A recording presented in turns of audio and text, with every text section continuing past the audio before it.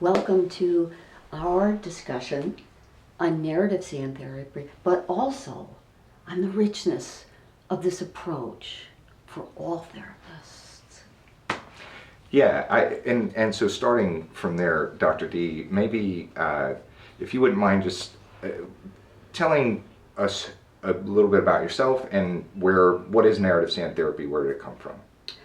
Good foundational question, thank you.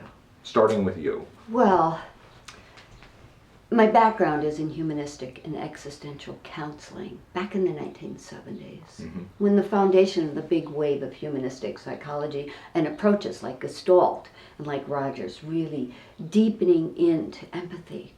And then the power of the existential to go right to human meaning and purpose.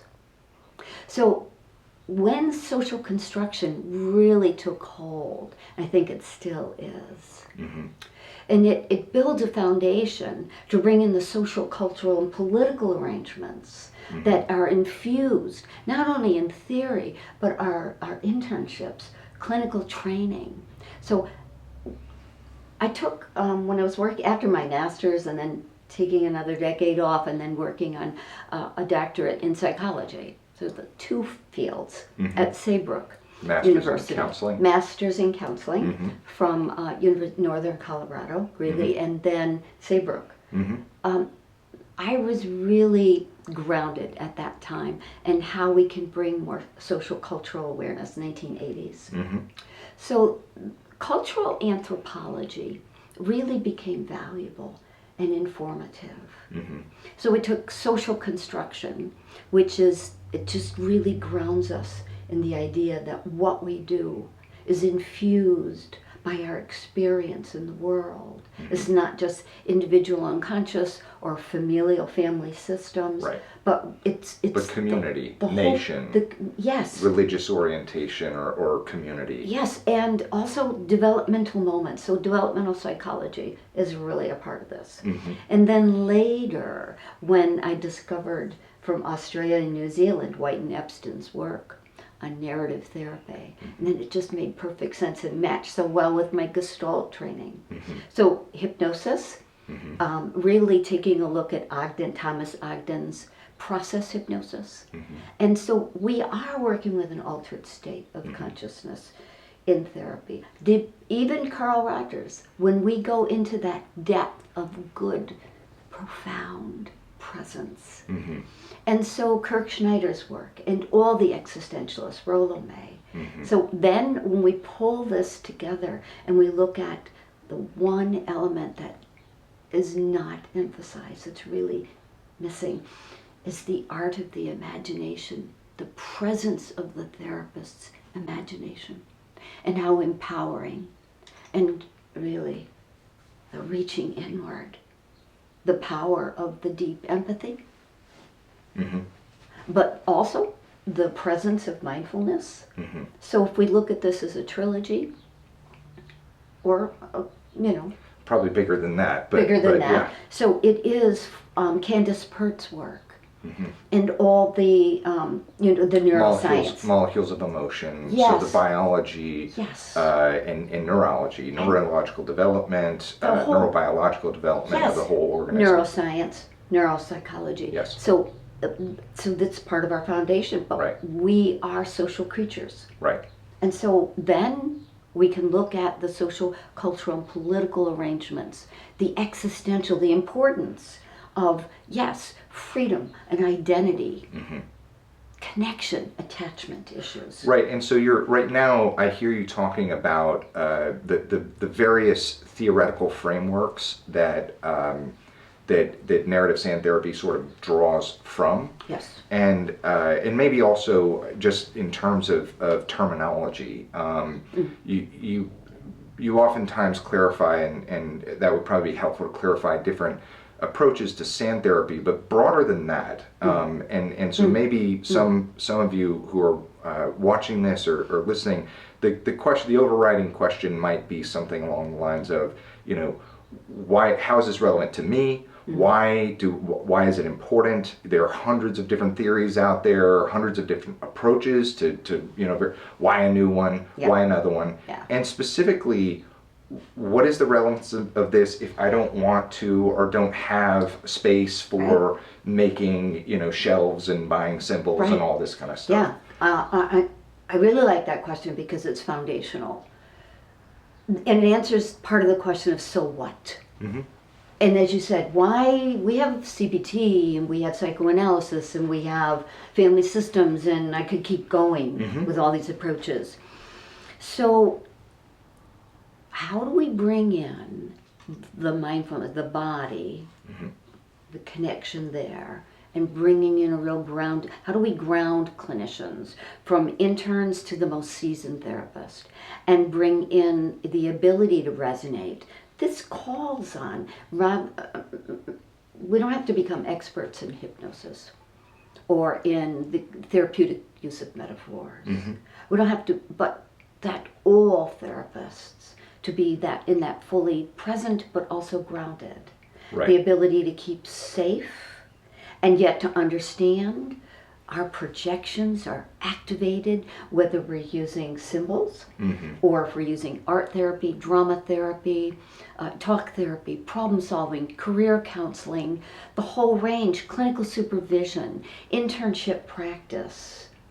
So you're saying that that this kind of work, if I'm understanding you correctly, that narrative sand therapy, symbol activation, that these are ways of practicing, maybe, and practicing and immersing in the process of activating our own projections, looking at our own projections, understanding how, gaining that self-awareness and that deeper understanding of what emerges for us in the therapeutic space, so that we don't injure or pass on the injunctions that we ourselves have lived under.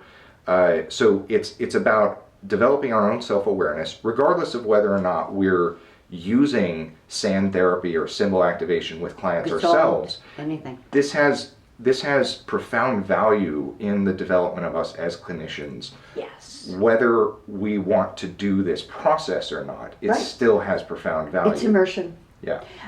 I think a really important point is that therapists are trained and often become aligned, really lean into a particular theory.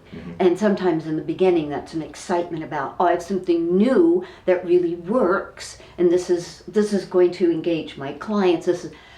So my focus has been the importance of the person of the therapist. And then the missing component is the activating the imagination, so that we talk about self-awareness and social justice and cultural awareness, and we talk about the therapist's presence, but how do we do that? How do we bring that so we're not, as it was, maybe externalizing a technique? Here's externalization, and here's Gestalt, empty chair, or here's the dialogue, the I, thou, Martin Buber's I, thou dialogues up here, integrated with Gestalt. I mean, there's all these wonderful techniques: play therapy, drama therapy, art therapy. Right. Right. Many expressive therapies. Right. But setting all that aside, how my question to me, the challenge for myself was, how do I bring and lift up therapists so that it's not an oblique, abstract kind of, I got to become self-aware, but rather how do we lean into, how do we dig into, how do we touch, it is a practice like Tai Chi, like meditation, like martial arts. It is a practice like figure skating. It is a focus and builds that resonance. No matter one's technique, it is the person of the therapist. An existential therapist has the philosophy, the phenomenology, the hermeneutics, and the importance of freedom and attachment and connection. Yeah, and just to build on that or expand out on it, it's really beyond even therapists, right? This as we find in the retreats that we do, that people from any walk of life, whether it's a lawyer, a writer, an artist, a dramatist, whoever, Ministers and rabbis, an actor, yes, anyone. Leaders. That what I hear you saying is that this is a development the same way an athlete would. Yes. It's that we are essentially developing skills that enhance our efficiency, our effectiveness, our self-awareness, our awareness of the other in any setting, and that's what level. This does at a much deeper level. Yes. Yeah. Yes. We can have the words in our head to resonate, to be empathic, or to just to give validation and appreciation, whatever those therapeutic skills are, to help people with problem solving and good critical thinking. Mm-hmm. I still must bring myself. And how do I do that without projecting inappropriately? Mm-hmm. How do I keep projections within safe boundaries? How do I tap into the powerful creative dynamics, the imagination? And maybe say a bit more when you talk about this greater depth or something. How? What is that? What is the role of all of this? What the toys and the mm-hmm. knickknacks? All right. Let's, for example. An author, a writer, somebody struggling with a novel, or science writer. Mm-hmm. Let's think about an actor. Now, if I'm working with an athlete, mm-hmm. then the idea of being able to go inward, we have some of these skills through mindfulness training mm-hmm. and through meditation training. Mm-hmm. How I use images and figures to activate the imagination. It brings on a different part of the brain. It stimulates different parts of the brain that are not accessed through traditional forms. So it merges, it connects, it's story and symbol, narrative, coming together. Mm-hmm. So it is mind, body, and imagination. Whether this person is a manager or an attorney that's going up against to confront mm-hmm. Really threatening life situations. Mm-hmm. Also, I want, sure, I work in the field of therapy, but I also work outside that field. Sure. So just to underscore, you're the therapist here, and I'm much more aligned with, been working for decades to develop a theory and methodology approach, a process to deeply connect, being mindful of projections. Mm-hmm. And yeah, so in terms of like therapeutic application, how is this helpful to my clients? What's the value for clients? What's the value for the mm-hmm. professional? Mm-hmm. And I think what I hear you saying is that this is essentially that we think in symbol, the most basic form, neurological yes. Form of thought, right? Mm-hmm. Even if we look back at biological evolution exactly. of our species over time, symbol is the earliest form of thought, right? Yeah. Language itself emerges out of symbolism, mm-hmm. From symbolism. Even looking at our written language. And then comes story. Yes. We can see that whole Paleolithic, the evolution. Yes, our brains. The connection of cause and effect, the connection of and how that necessarily then lends and leans into story, yes, right? Yes. Which becomes the foundation of projection and so on. We've talked a little bit about that. So we have our terms say in our something field. About it. Yeah.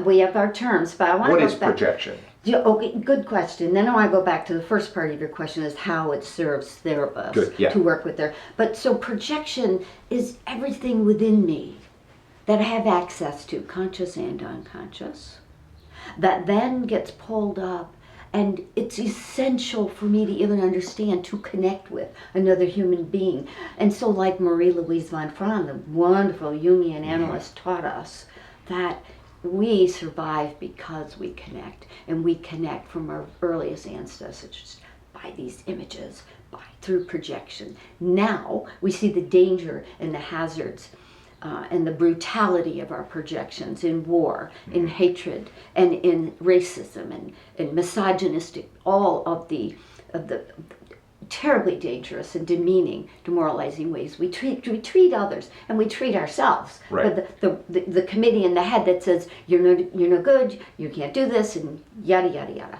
So our projection then is that what Candace Pert taught us is all the emotions and the images in the body, and what Carl Jung taught us is that nested within the collective and the personal unconscious, all of these then are projected onto others in good, loving, human ways and in dangerous, violent ways. Right, and so projection is the psychological term, and yet if we look at like Louis Cozolino, or if we're looking more at the neurological or neurobiological, it would be these are the stored experiences, the memories from earliest development all the way through.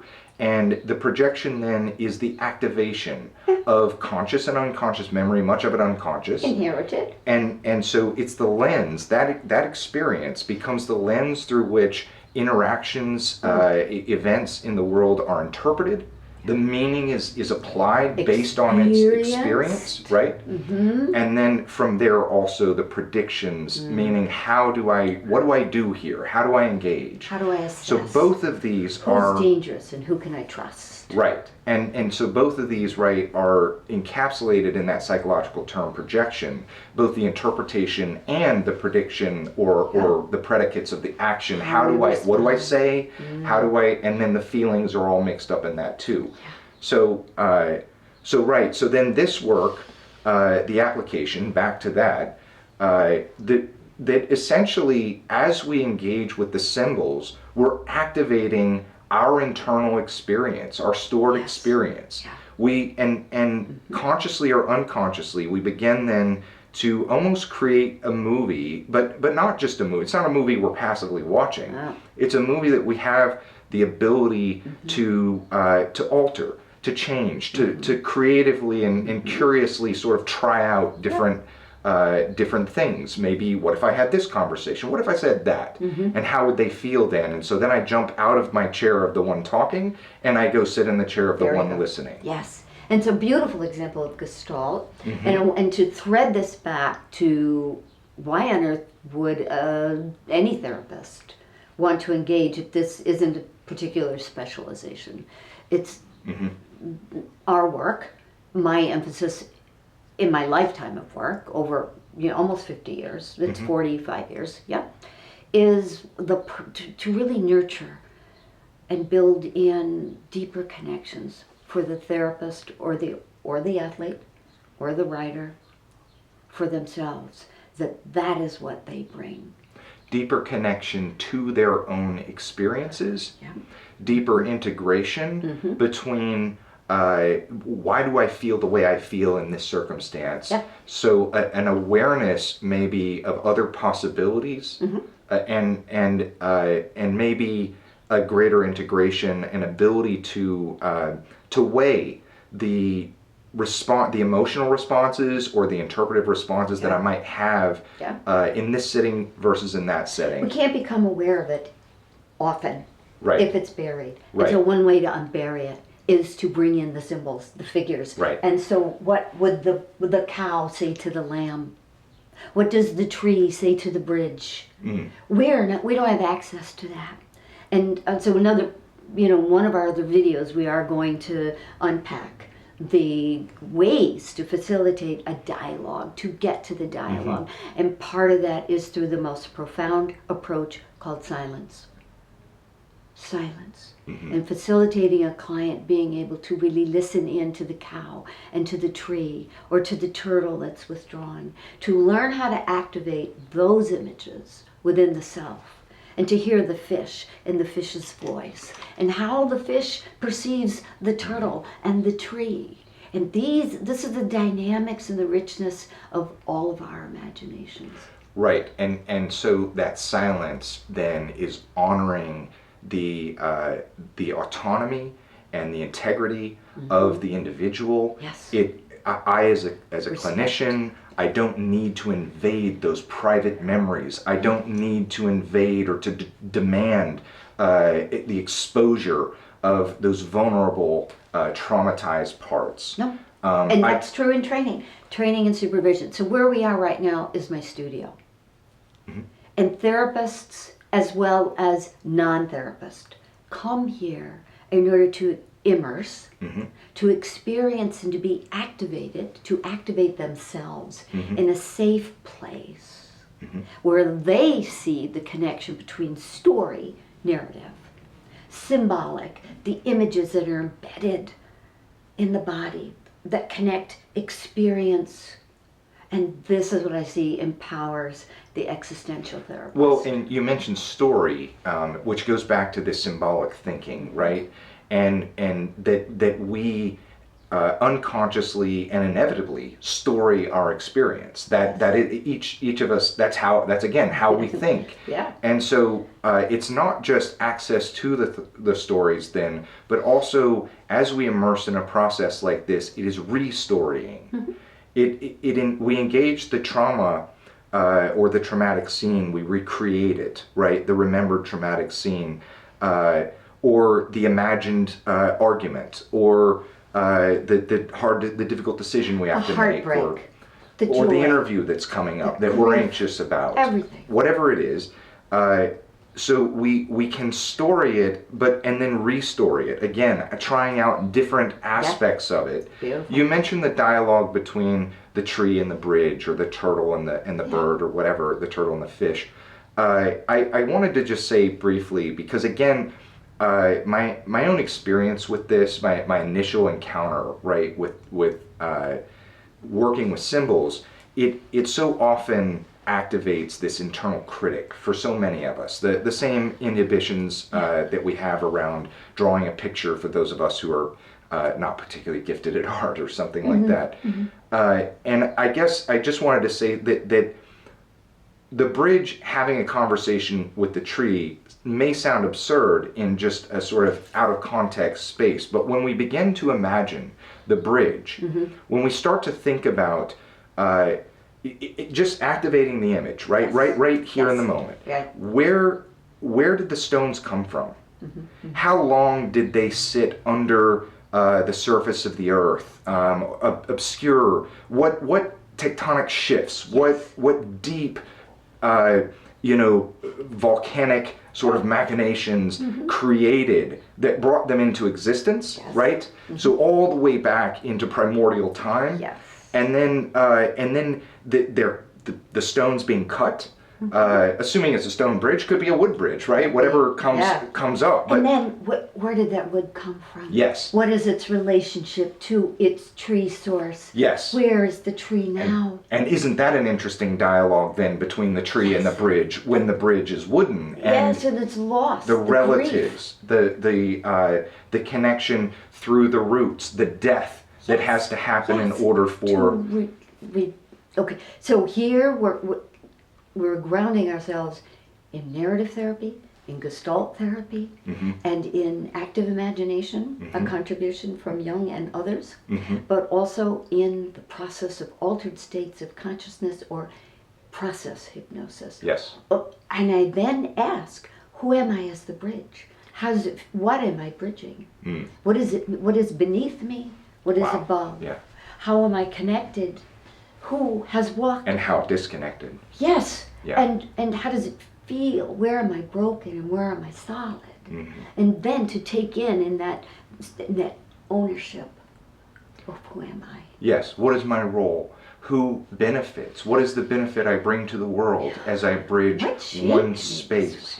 Yes. Places that were separate. Yes. Impassable, that and which was family. impassable. Well, how the cultures on connection, the family that I'm forced to connect that seems so disparate, the yes. people in my lives, yes. the parts of my development, the partner, the children, all of these elements of the self and society. Mm-hmm.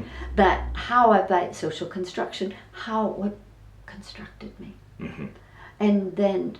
How did I become constructed in this way? And is there a new way, a new story? Right, so the bridge becomes the metaphor, the symbol. It doesn't, the tree becomes the metaphor, yes. the tree of life, the yes. family tree. Yes. Each symbol becomes the metaphor then, and each one a different metaphor, which therefore activates different different perspectives, different facets of how we might approach life or the story of our life. And the very embedded in the bones, in our neurological, in the very fibers, in the very cells, and so the molecules of emotion can't disperse, and the activation of the brain. So Lisa Feldman Barrett, how emotions are made, the neurological processes there. We are external, so we use whatever these languages. We are activating experience that we do not have access in the present moment. And that's what benefits actors, writers, therapists, and clients, politicians, attorneys. Yes. Anybody that's school children, mothers, teachers, the whole range, and all of us. Ultimately, this is how our minds are constructed. This is how we come to be, and it's how we interface in the world. And so it's activating these layers of experience and allowing us to interface with them. And some of those stories sabotage who we really want to be. Yes. Who we really are authentically in the world. And if we can access those stories, those experiences. To restory. Yes. To reclaim. Yes. The lost parts, the broken parts. To take responsibility and reorient, rename, reintegrate more truth. And the wisdom that comes out of that sort of the Socratic kind of sense of wisdom being the accumulation of recognizing our ignorance, right? A growing so it's just grabbing, understanding more and more layers. It's exciting too. Like it's fun. What we're talking it's about so fun. Is fun and excitement, but it's also depth. It's taking the risk and the responsibility to learn how to understand and respond.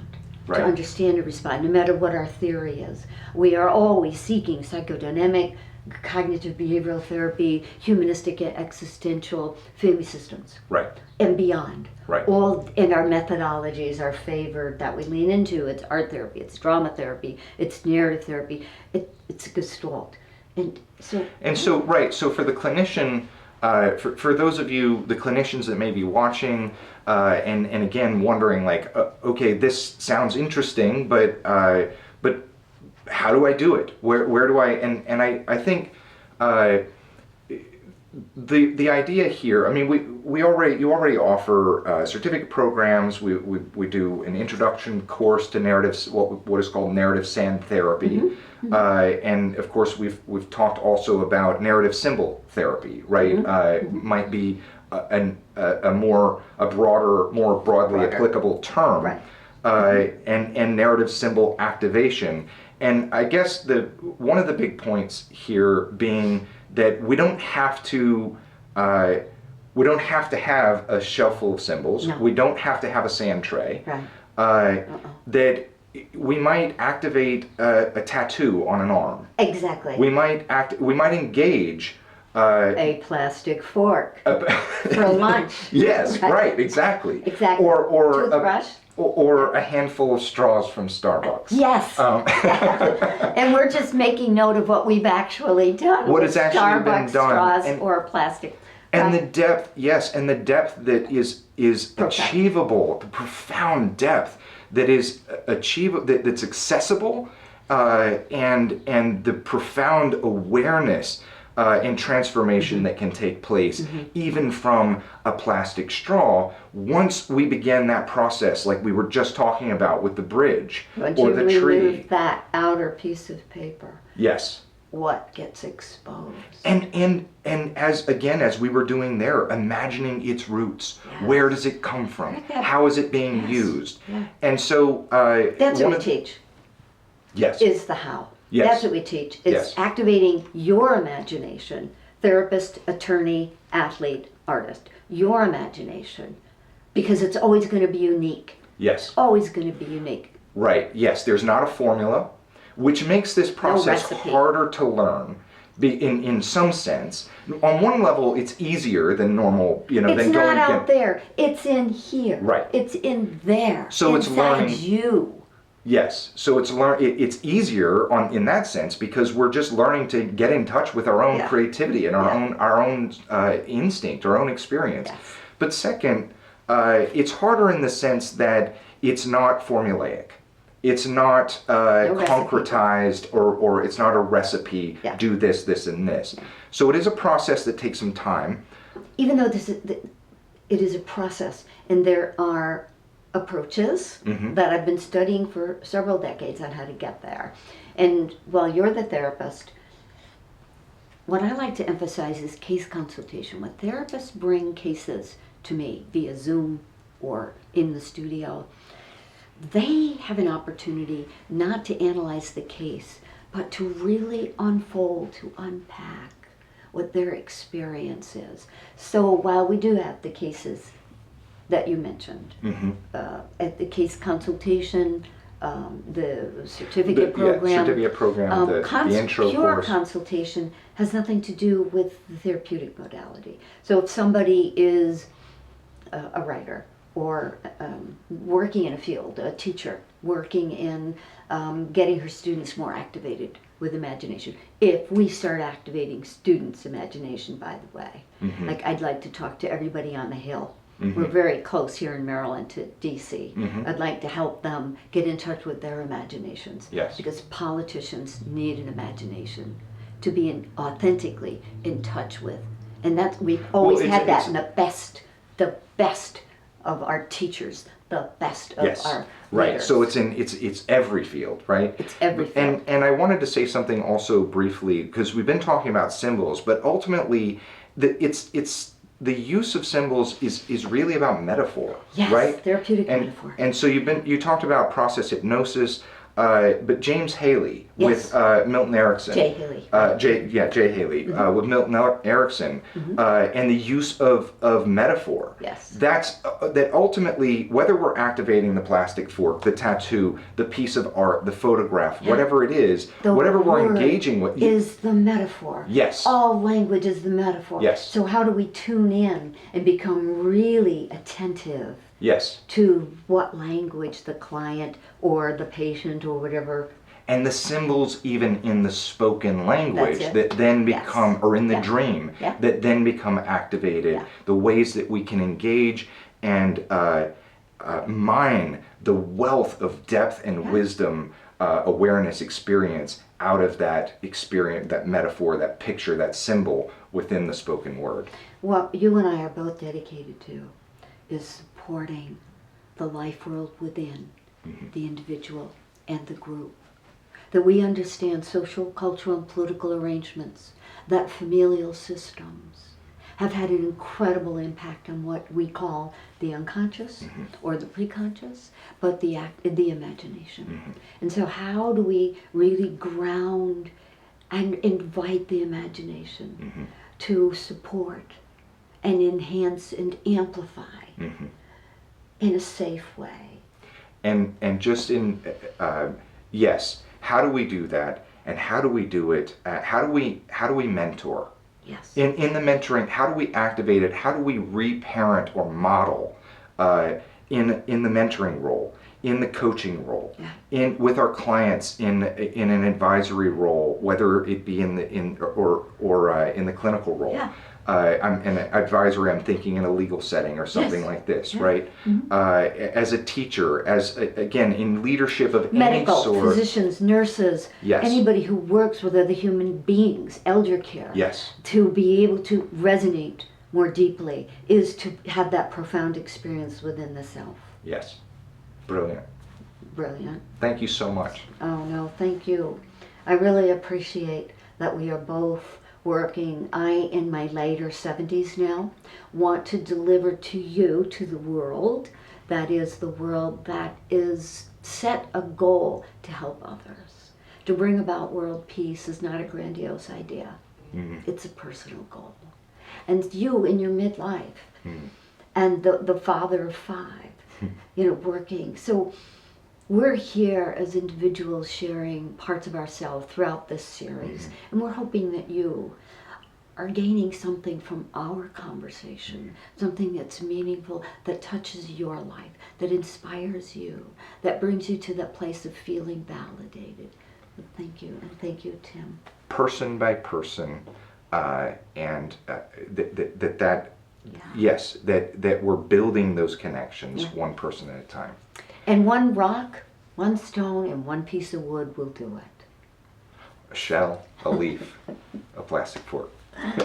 All right. So we'll be recording more of these. We'll be sending out more of these conversations, and of course, always be checking on the website for the courses that are available. Yeah. The pre-recorded trainings. I got some exciting, real specific encounters that you're going to love if you are a fan of comics, social media, all the games that change almost monthly, if not quicker than that, classic movies, whatever's current, we're on it, and we're on it for you. So we want you to join us.